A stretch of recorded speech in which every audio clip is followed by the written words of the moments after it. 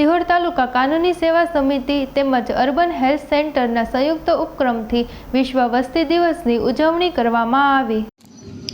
તારીખ 11 જુલાઈ એટલે વિશ્વ વસ્તી દિવસની ઉજવણી અંતર્ગત સિહોર તાલુકા કાનૂની સેવા સમિતિ તેમજ અર્બન હેલ્થ સેન્ટરના સંયુક્ત ઉપક્રમે કાર્યક્રમ યોજાયો હતો, જેમાં સિહોરમાં આવેલા આયુષ્યમાન આરોગ્ય મંદિર નવા ગુંદાળા તેમજ ભવનાથ મહાદેવ ખાતે વિવિધ કાર્યક્રમો દ્વારા લોકોને જાગૃત કરવા માટે મેડિકલ ઓફિસર ડૉક્ટર કલ્પેશ ભૂત, ડૉક્ટર વિજય કામડિયા, ડૉક્ટર રિદ્ધિબેન જોશી તેમજ સિહોર તાલુકા કાનૂની સેવા સમિતિના PLV મેમ્બર હરીશભાઈ પવાર તથા સમગ્ર health staff urban health centre દ્વારા વસ્તી નિયંત્રણ અંગે ઉપાયો, ફેમિલી પ્લાનિંગની વિવિધ રીતો, લોકોને માહિતી માર્ગદર્શન વિસ્તૃત રીતે સમજાવવામાં આવેલ, જેમાં હેલ્થ વર્કર યશ મહેતા, મહેશભાઈ, આસિફભાઈ, FHW જનકબેન દ્વારા જનજાગૃતિના સફળ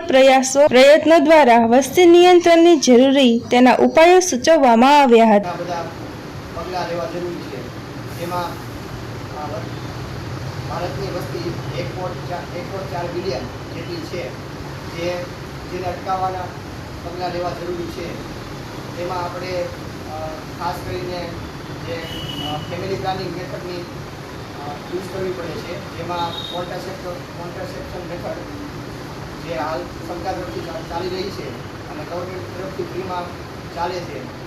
તેવા બધા ફેસિલિટીનો યુઝ કરવો જોઈએ। અને ખાસ 2 બાળકો વચ્ચે 3 વર્ષનું અંતર જાળવવું જરૂરી છે તથા